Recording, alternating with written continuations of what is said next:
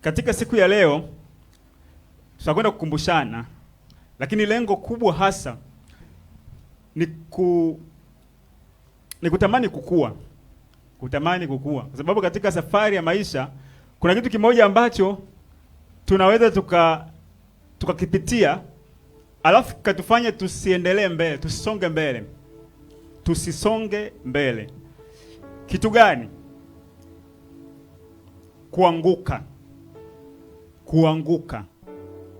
Kuangushwa, kukatishwa kunaweza kukatufanya tukaona kuendelea mbele hakuwezekani tena. Maisha ni safari jamani. Maisha ni safari ambayo safari hiyo sio smooth au sio safari isiyo na vikwazo wakati mwingine njiani, au isiyo na changamoto za maisha. Ni safari ambayo wakati mwingine tunakutana na changamoto mbalimbali. Sasa tunapokutana na changamoto au tunapoangushwa au kuanguka katika namna moja au nyingine, lazima katika nyakati hizo tuwe na tumaini la kwamba safari bado ipo. Kwa hiyo ujumbe wa leo utakuwa na kichwa kinachosema kumbuka ulipoanguka ukatubu. Kumbuka ulikoanguka ukatubu. Na ukiangalia hiki kichwa, kumbuka ulikoanguka ukatubu,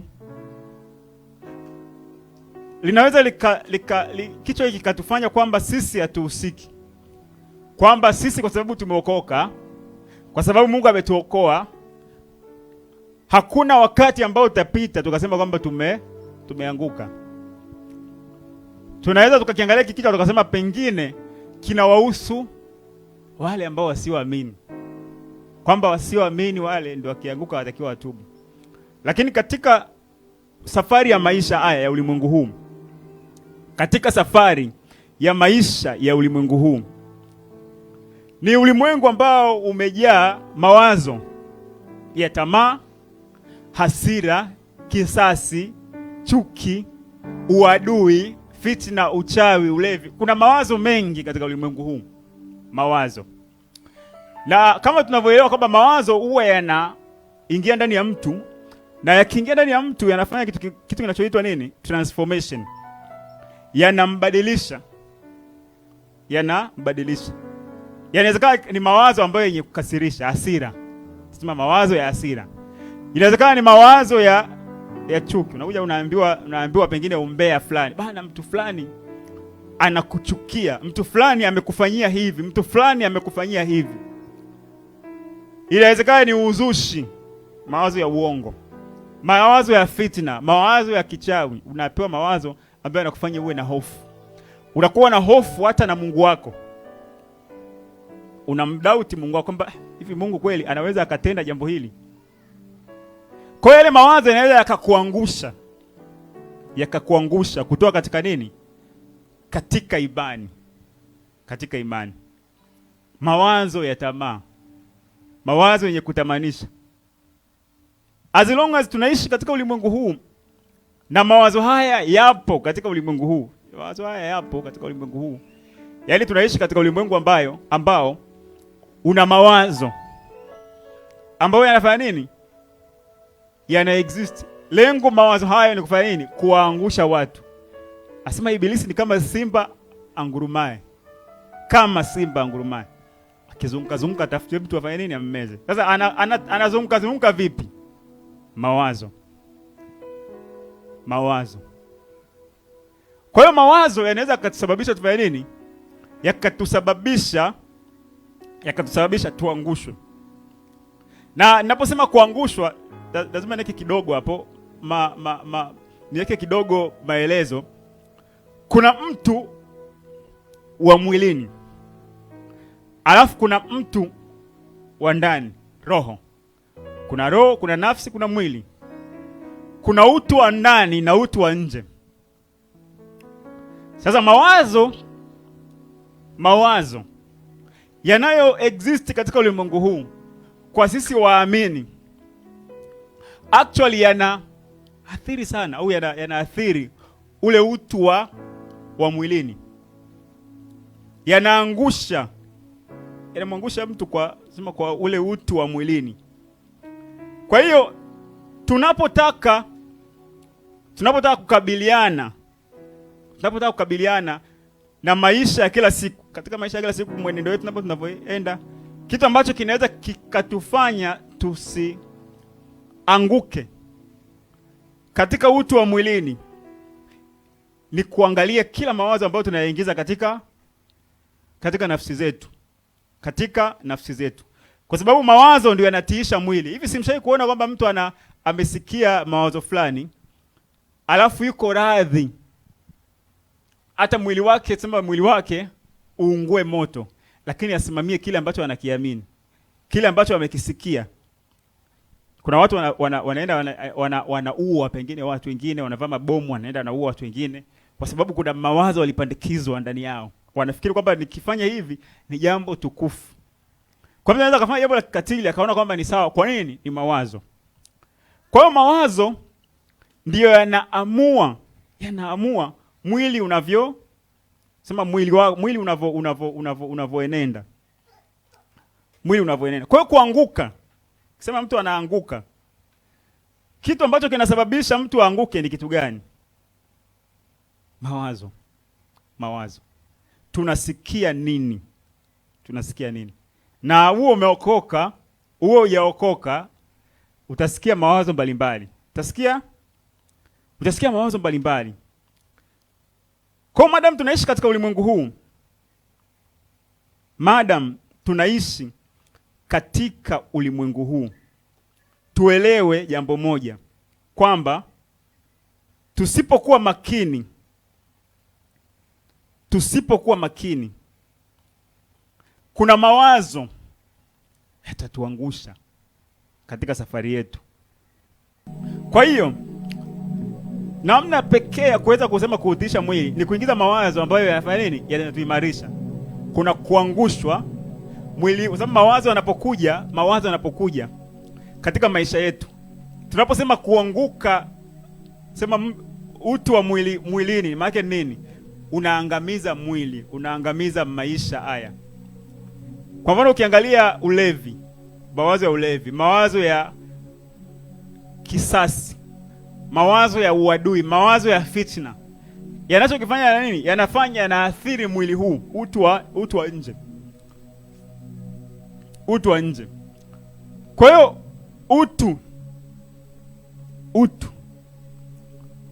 utu wa nje unaweza ukaangushwa na mawazo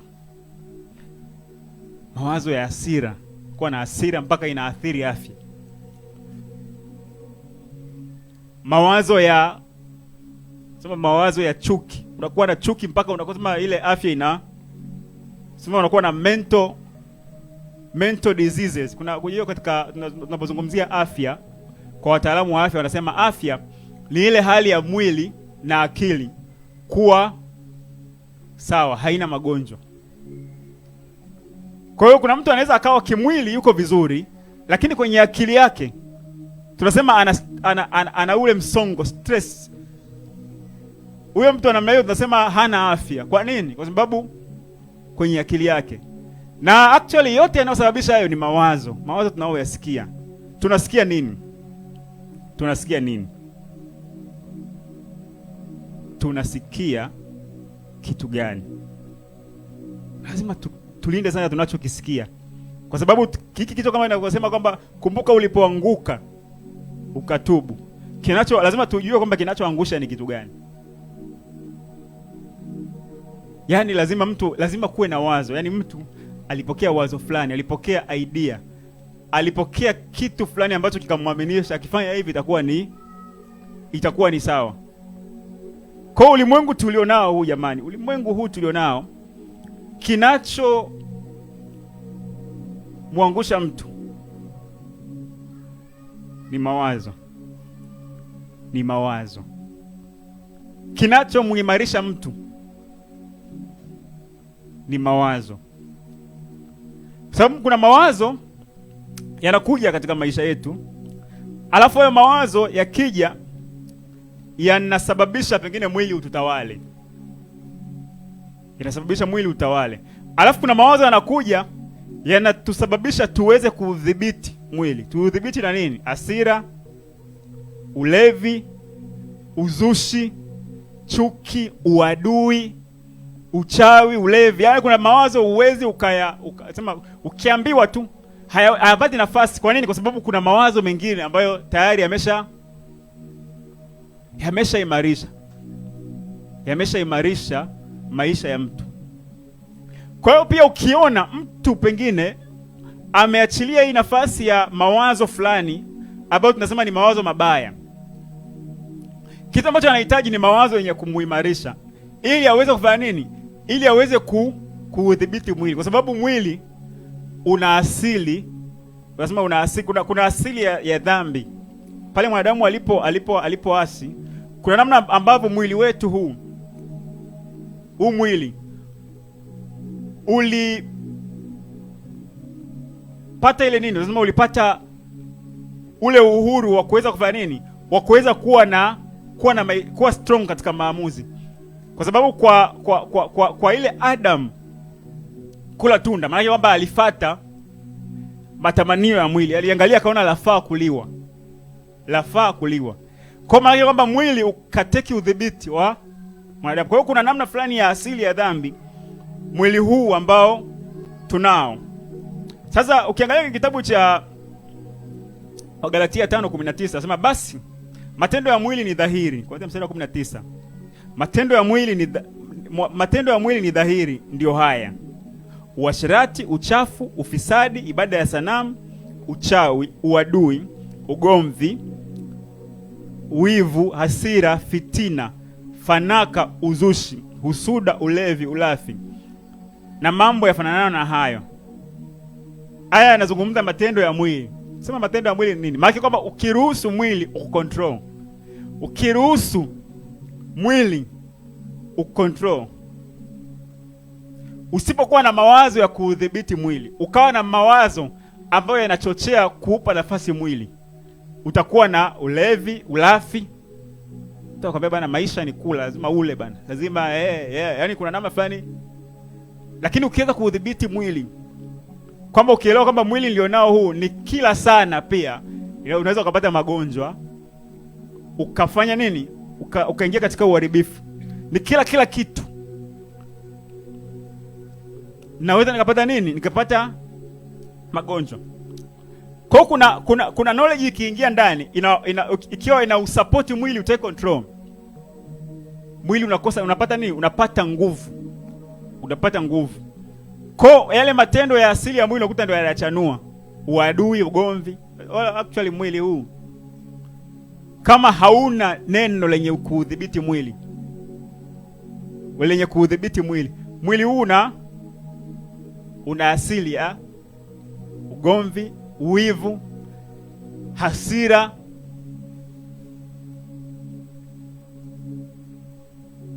ndivyo ilivyo.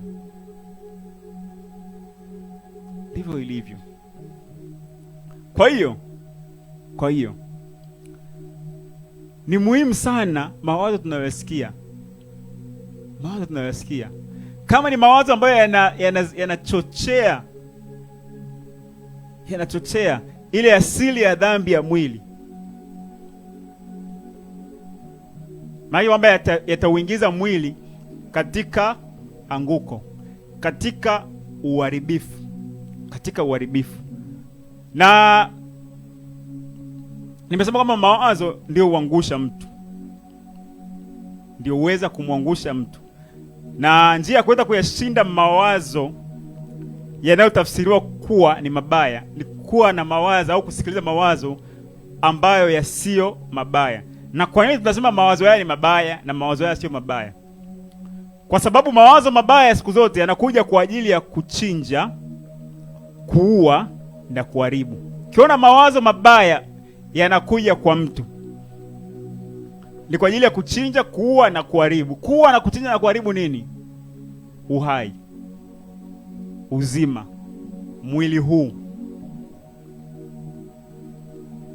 Ukiona mawazo pengine ya uasherati, mawazo ya ulafi, mawazo ya ulevi, mawazo ya ufisadi, mawazo ya uongo, mawazo ya chuki, yanakuja kwa ajili ya kufanya nini? Kuharibu. Na kwa nini tunasema ni mawazo mema? Ni kwa sababu mawazo ambayo yanakuja kutunza uzima, yanakuja kutunza uhai. Mawazo yote ambayo yanakuja kutunza uhai ni mawazo mazuri, ni mawazo mema. Kitabu cha Yohana 10:10 anasema, mwivi haji ila aibe na kuchinja na kuharibu. Mimi nalikuja ili wawe na uzima, kisha wawe nao tele. Sasa mwivi anakujaje? Mwivi anakujaje? Anakuja kwa mawazo. Utasikia mawazo ambayo yanachinja, yanaua na kuharibu. Lakini Kristo anakujaje? Anasema mimi nalikuja. Kwa nazungumza ya maneno ya Yesu. Anakujaje? Anakuja kwa njia ya neno. Neno ni nini? Ideas, mawazo. Kwa hiyo mawazo ya Kristo ndio yanatufanya tufanye nini? Tuwe na uzima. Uzima sasa na ule ujao. Bwana Yesu asifiwe. Haleluya. Na kitabu cha Wakorintho wa kwanza 15:35 anasema, msidanganyike, mazungumzo mabaya huharibu tabia njema. Kiona tabia ya mtu fulani, pengine tunaitafsiri hiyo tabia mbaya. Kilichosababisha hiyo tabia iwe nisema ni tabia mbaya kulingana na hiyo tafsiri ambayo umetafsiri, maana ni mawazo ambayo ni mabaya. Mazungumzo ni ile mawazo, unasikia mawazo. Na niseme kitu kimoja, nataka nifupishe hapa maana mambo ni mengi, lakini nataka niseme kitu kimoja, kwamba vita vya kiroho katika ulimwengu huu ni vita ambavyo vinapiganwa kwa silaha ya nini? Ya mawazo au neno. Unajua, ukiangalia zile silaha, nasema vaeni silaha zote za Mungu mpate kuzishinda, mpate kuweza kushinda hila za ibilisi. Vaeni silaha zote za Mungu muweze kupata kuzishinda hila za ibilisi. Ukiangalia hizo silaha ambazo amezungumza ni nini? Moja ya silaha ambayo ni silaha ambayo ameizungumza katika yale maandiko ni neno.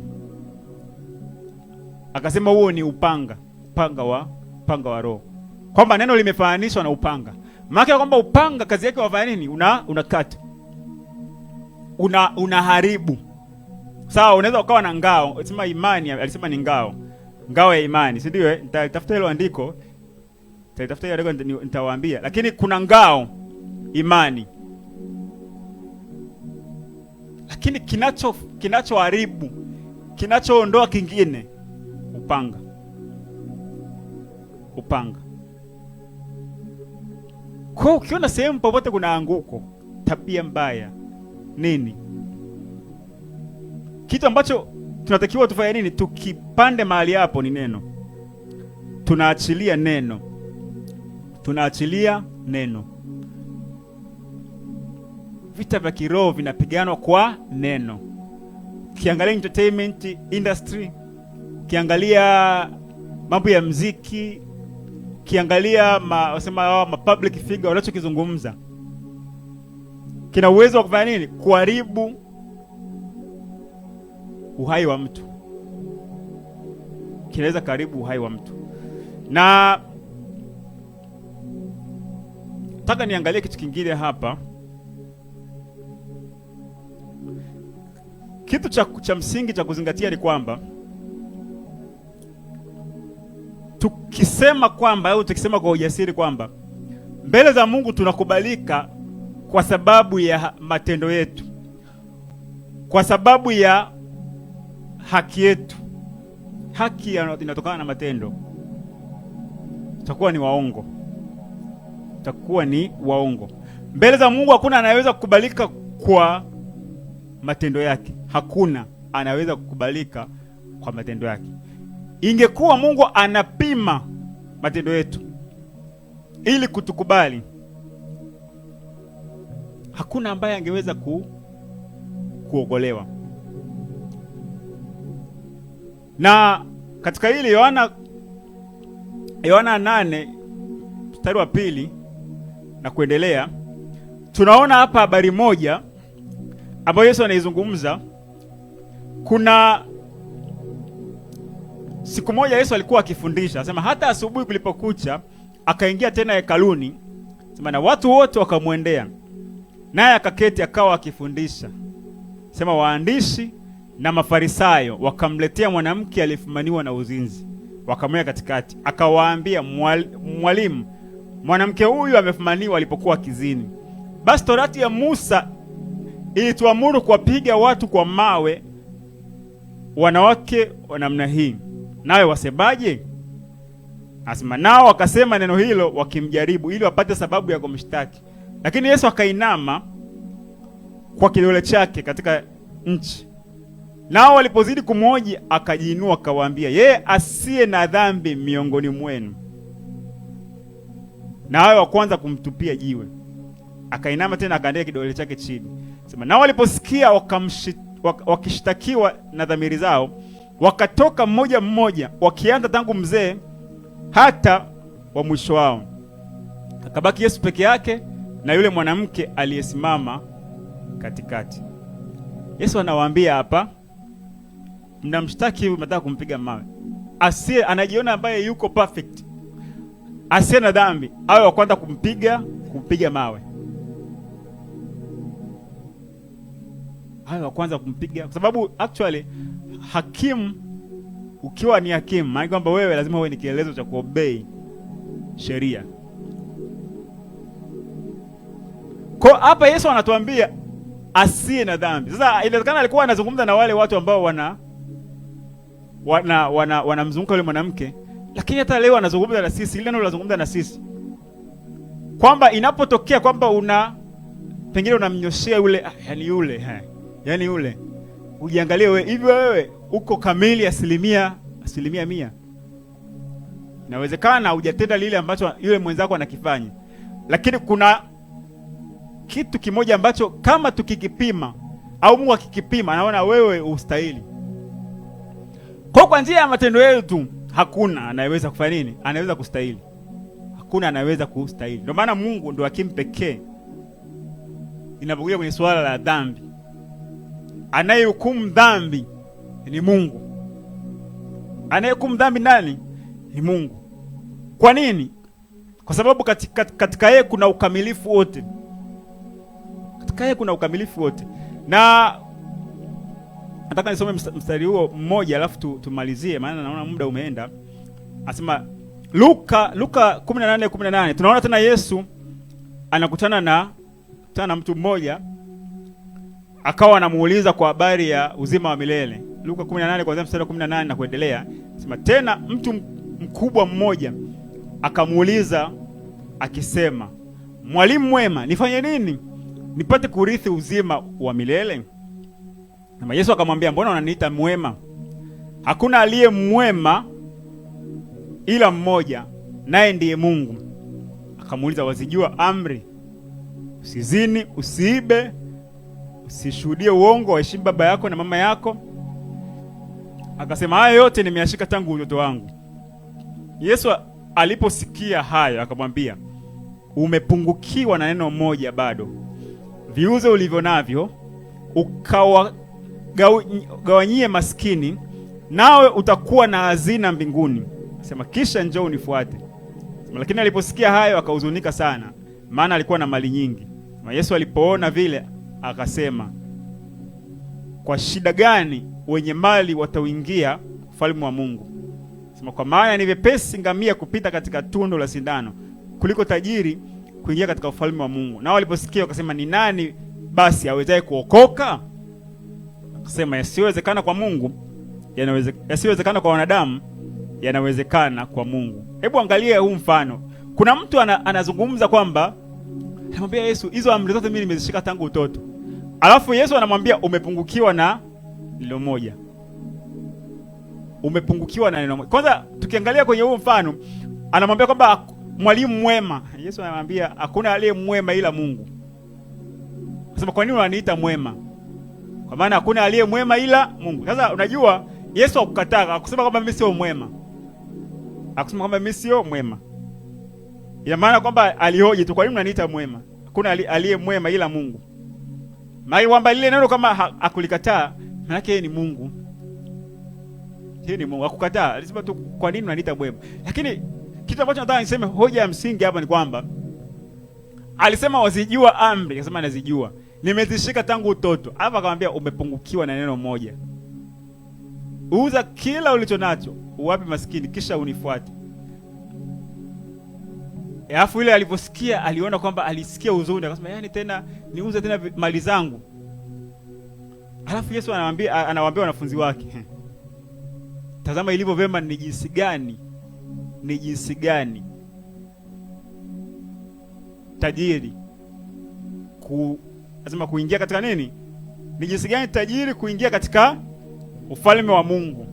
Sasa ukiangalia ile neno, kuna namna fulani ambavyo tafsiri nyingine zimeelezea vizuri.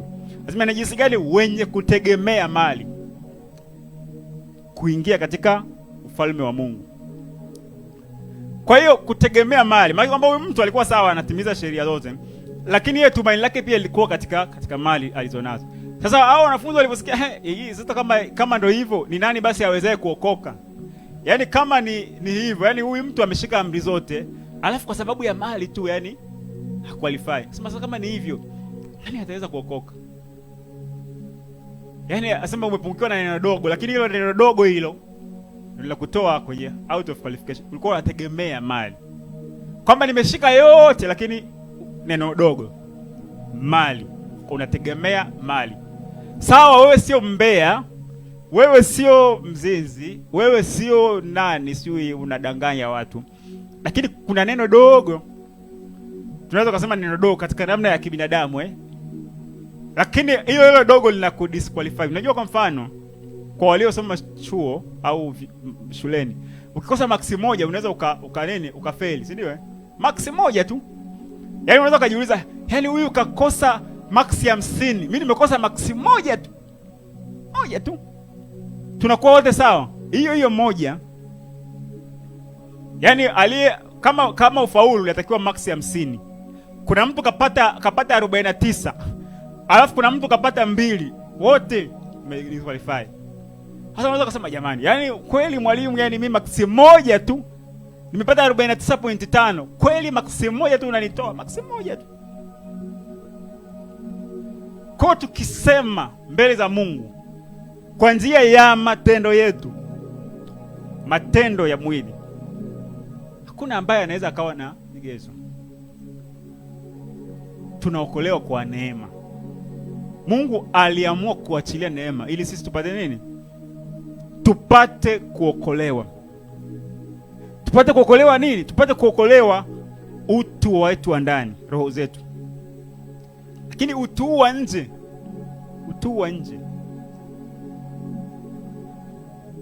unaweza ukaangushwa na mawazo ya ulimwengu huu. Sawa, utu wa ndani umeokolewa. Anasema Mungu amelipa gharama ya kutukamilisha, kutupa ondoleo la dhambi. Lakini utu wa nje huu, kwa mawazo tunayoyasikiliza, mawazo yanaweza kusababisha tufanye nini? Kuanguka, kuingia katika uharibifu.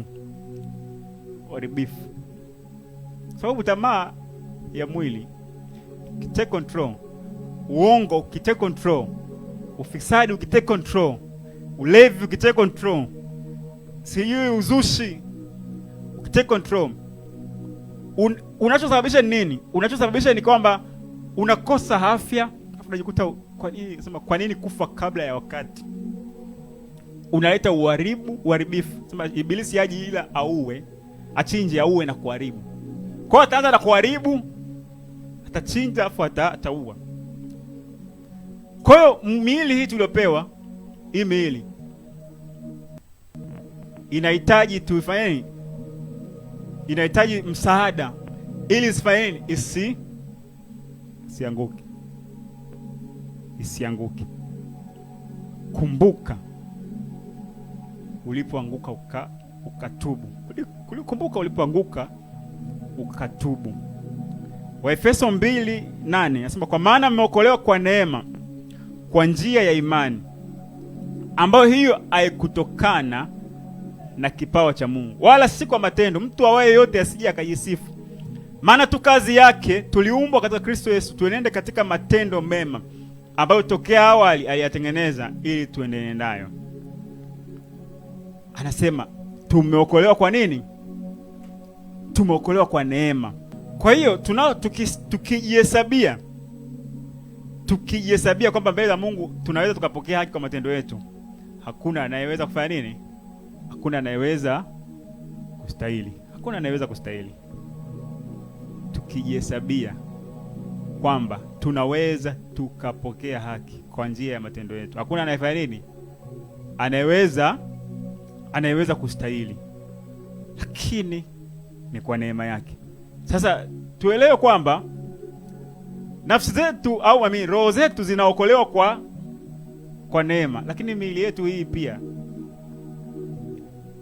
pasipo msaada wake hatuwezi kudhibiti miili yetu. Ndio maana kuna safari, hatua kwa hatua. Mtoto anaweza kazaliwa upya, sawa, lakini kuna hatua za kujifunza na kuweza kufanya ni kuimarika katika njia zake. Kuna hatua za kujifunza, hatua kwa hatua. Naenda hatua ya kwanza, anaenda hatua ya pili, anajifunza mpaka anaimarika, anajua hili ni kutenda mema. Najua kutenda mema. Mtu ambaye anajifunza akiambiwa baya ni jema, atalitenda hilo akiamini kwamba ni jema, lakini ni baya. Kwa hiyo maisha ya kujifunza. Sasa kuna kitu ambacho nataka nikiseme. Anasema mwenye haki.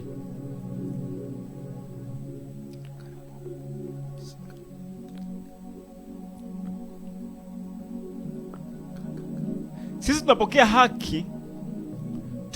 haki kwa njia ya kumwamini Yesu Kristo. Tunapokea haki kwa njia ya kumwamini Yesu Kristo. Sasa tunapopokea ile haki, kwamba tumepokea haki mbele za Mungu, tumepokea haki ya kufanya nini? Kwa kuondolewa dhambi. Kwamba mbele za Mungu akituangalia anatuona ni wanaye. Sasa mwenye haki katika utu wa nje, sababu utu wa ndani umefanywa upya, lakini katika utu wa nje akianguka anaweza kufanya nini? Anaweza akainuka tena.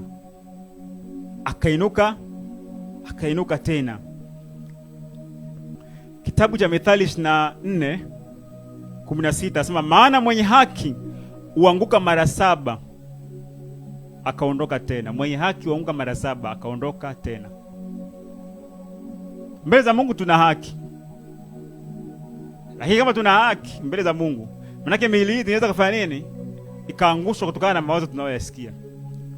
Tunaweza tukaangushwa katika hasira, tunaweza kuanguka katika tamaa, tunaweza kuanguka katika sema nini? Ufisadi, tunaweza kuanguka katika kisasi na kadhalika, ugomvi. Lakini mwenye haki huanguka na akainuka. Kinachoweza kumuinua mwenye haki ni kitu gani? Ni neno lake. Ni neno lake. Kwa mwenye haki anapolisikia neno linamsaidia kufanya nini? Kutubu. Neno la Mungu linamsaidia mwenye haki kuinuka. Na anainukaje? Anainuka kwa kutubu. Yaani anarejea katika kweli. Unajua kutubu, kusema tubu kufanya nini? Kurejea katika kweli. Kurejea katika njia ya kweli.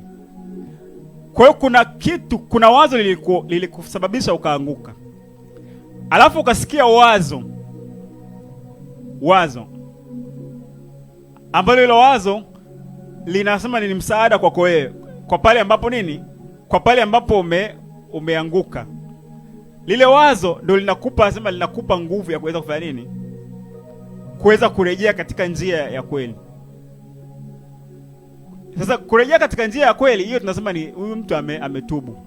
Kwamba kuna wakati fulani alianguka. Kwa hiyo ameamua kurejea katika njia ya kweli. Tunasema huyu mtu ametubu, kurejea katika kweli. Na kuna toba ya rohoni na kuna toba ya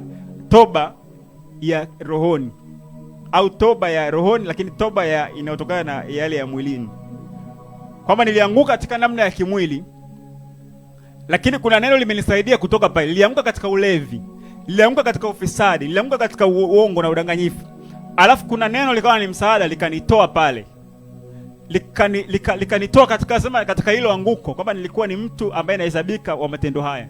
Alafu kuna toba ya rohoni. Toba ya rohoni ni ile kumkiri Yesu Kristo. Ukimkiri Yesu Kristo ukaokolewa, unakuwa umerejea katika kweli, kwamba unapookoka, unapookolewa, umeokoka kwa njia ya kutubu, kwa njia ya toba, kwa njia ya toba. Ndio maana nasema mataifa yote yatahubiriwa habari ya toba na ondoleo la dhambi. Luka 24:45 nasema kwamba mataifa yote yatahubiriwa kwenye lake habari ya toba na ondoleo la dhambi. Na ukiangalia kwenye kitabu cha Matendo 3:19 nasema tubuni basi mrejee, ili dhambi zenu zifutwe, zipate kuja nyakati za kurudishwa kwa kuwako kwake Bwana. Kwa toba hii ambayo inazungumziwa, tubuni mkarejee ili dhambi zenu zifutwe, ni toba ya, kwa maana tuamini kile alichokifanya Yesu Kristo, kwamba tunapokea, roho zetu zinapokea msamaha wa dhambi, ondoleo la dhambi. Lakini pia unapokea ondoleo la dhambi, sema ni toba ya rohoni. Umetubu katika roho, ukarejea katika njia ya kweli, lakini huku kwenye matendo pia ya mwili, katika namna ya mwilini. Kuna namna ambavyo ukitoka ukatenda matendo ya mwilini ambayo ni yenye kuharibu mwili, sababu unajua mawazo ya ibilisi yanakuja kufanya nini? Kuja kuangamiza, kuharibu mwili.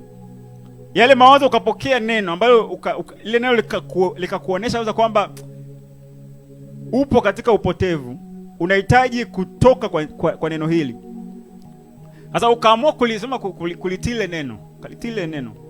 Maana yake ni kwamba nini? Tunasema huyu mtu ametoka katika mawazo ambayo ni mabaya, ameenda katika njia ya kweli. Tunasema huo mchakato ndio toba. Kwa kuna toba, kuna kutubu. Mtu anapookoka ametoka katika njia ya kweli, ametubu. Ametoka katika ile njia ya isiyo ya kweli, ameenda katika njia ya kweli. Ameamua kufuata, au amefuata kweli. Lakini pia mtu anapoingia au kutokana na mawazo ya ulimwengu huu, anapojikuta ameingia kwenye ufisadi, kwenye ulevi, kwenye uzinzi, uasherati na kadhalika, akaamua kusema nini? Kutoka katika hiyo state. Kwa nini akatoka? Kwa sababu gani? Akatoka kwa sababu ya uwezesho wa neno lake, kwamba neno limemwezesha kutoka. Mtasema mtu huyu pia amefanya nini? Ametubu.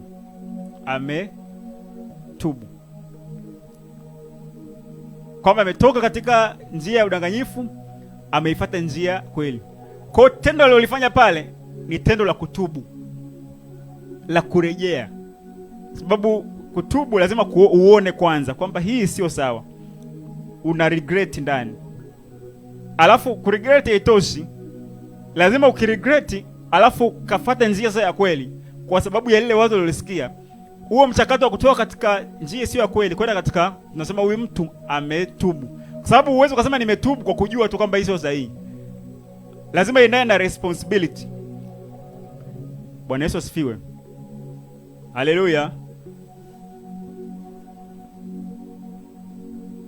Na nataka tumalizie hapa. Tuangalie sasa kitu kimoja hapa.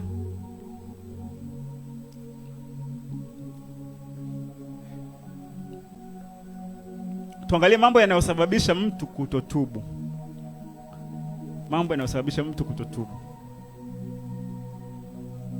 Kuna mtu unaona pengine kuna namna fulani anaenenda, nasema yule jamaa anaenenda vile, kwa nini asirejee kwenye kweli? Kwa nini asirejee kwenye kweli?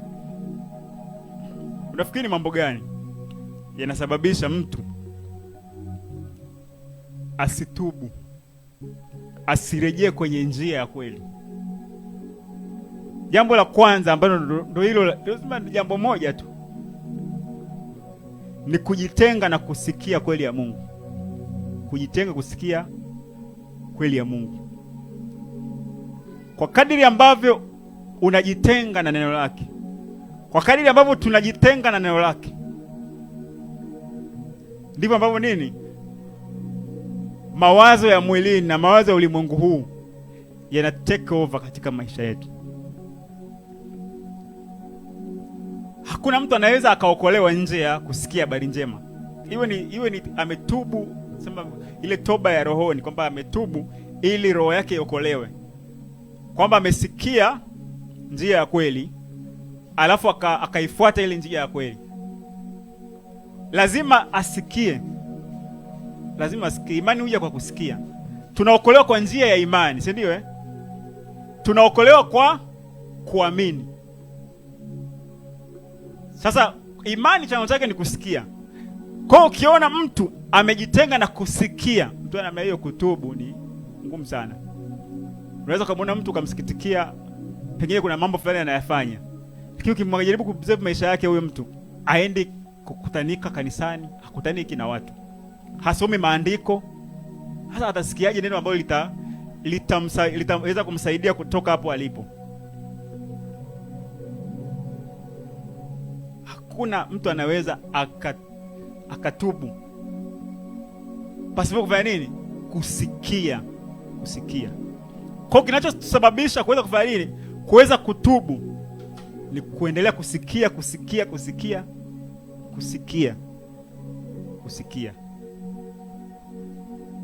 Bwana Yesu asifiwe. Biblia inasema kwenye kitabu cha Yohana 8:32 inasema, tena mtaifahamu kweli na hiyo kweli itawaweka huru. Kinachomweka mtu huru ni nini? Kweli. Kinachomfanya mtu kuwa huru ni nini? Ni kweli. Kwa hiyo tunataka watu watubu, tunataka watu wawe huru kutoka katika hali ya utumwa kwenda katika hali ya uhuru. Lazima tufanye nini? Tuwahubirie au tuizungumze kweli. Lakini pia kingine namanizia, asema Yohana 14:26 asema, lakini huyo msaidizi, huyo Roho Mtakatifu ambaye Baba atampeleka kwa jina langu, atawafundisha yote na kuwakumbusha yote niliyowaambia. Atatufundisha. Tumeokolewa sawa rohoni, lakini miili hii inahitaji kufanya nini? Kuendelea kufundishwa. Tuendelee kujifunza, kuendelea kufundishwa ili tufanye nini? Tuendelee. Kuna baadhi ya maeneo pengine inawezekana bado hatujaweza kuyashinda. Kuna baadhi ya mawazo yametuangusha katika sehemu fulani ya maisha, kwamba yametuangusha, yametugaragaza, kwamba kuna maamuzi tunayafanya pengine ambayo tukiyapima katika namna ya kimungu sio sahihi. Inahitaji nini? Kuendelea kumsikia Mungu, alafu lile neno ndio linatupa uwezesho wa kuweza kutubu. Kumbuka ulipoanguka ukatubu. Kumbuka ulipoanguka ukatubu. Kinachotusababisha kufanya nini? Kutubu ni kitu gani? Kinachotuwezesha kutubu ni kitu gani? Ni neno. Bwana Yesu asifiwe. Haleluya. Kwa hiyo nimesema neno hili tukizingatia kwamba tukijiangalia kwamba kwa ukamilifu wetu bado tuna safari. Kila mmoja wetu ana safari ya kuweza kushinda ya ulimwengu. Ndio maana nikasema kwamba kuna namna fulani tunaweza kujiona kwamba sisi ni wakamilifu kwa sababu tunamsifu Mungu, tunamtukuza Bwana, tuna nini Bwana. Lakini kuna pointi moja tu imekosekana. Unaweza ukapata maksi zote, lakini kuna neno dogo tu. Qualification ya Mungu ili uwe mkamilifu labda kuna 50%. Wewe una 49. Vyote lakini kuna neno dogo tu. Mbea au kuna hasira, tunasema neno dogo. Tunasemaga ni dogo hasira, fitna, au kuna mawazo fulani unayawaza ambayo Mungu akiangalia asema haya sio ya kwangu. Na kuna yule ambaye ana 0, yani mwenye 49 na mwenye 0, kama max ni 50. Wote mmefanya nini? Mmekuwa disqualified. Kwa Mungu akiangalia kwa matendo yetu, nobody, hakuna anayeweza kufanya nini? Kustahili mbele zake. Hakuna anayeweza kustahili mbele zake. Lakini ni kwa neema na kwa uwezesho. Neno la Mungu linatusaidia kurejea katika njia ya kweli. Tumetubu kwa njia ya kuamini. Tulipoamini tukafanya nini? Tukaingia katika njia ya kweli. Sema hiyo ni toba ya rohoni. Lakini katika maisha ya mwilini haya, katika safari ya mwilini, mwenye haki huanguka mara 7 akainuka. Unaweza katika safari ya maisha ukaanguka kwenye hasira, ukaanguka katika pengine katika tamaa, ukaanguka katika ufisadi, pia ukaanguka katika chuki, ukaanguka katika jambo fulani, lakini wewe bado ni mwenye haki wa Mungu. Kwa nini? Kwa sababu roho yako tayari imefanya nini? Imeokolewa. Unachohitaji ni nini? Ni neno ambalo linaweza kufanya nini? Likakuinua. Hatutakiwi jamani tukate. Unapoona kuna jambo fulani limefanyika katika safari ya maisha, ona kwamba lazima uone kwanza, mimi ni mwenye haki. Mimi ni mwenye haki mbele za Mungu. Nitainuka tena. Hata kama ukiwa chini, wewe bado ni mwenye haki. Mwenye haki huanguka mara 7. Unajua, ukimwangalia Daudi alikuwa anaitwa ni nani? Alikuwa anaitwa ni wasema ni Mungu alikuwa amependezwa naye. Lakini ukiangalia maisha ya Daudi, ukijaribu kuyapima, kuna majanga aliyafanya, lakini alirejea. Ukimwangalia Musa, ukiangalia Ibrahim baba yetu wa imani, lakini kuna wakati alikosea, si ndio?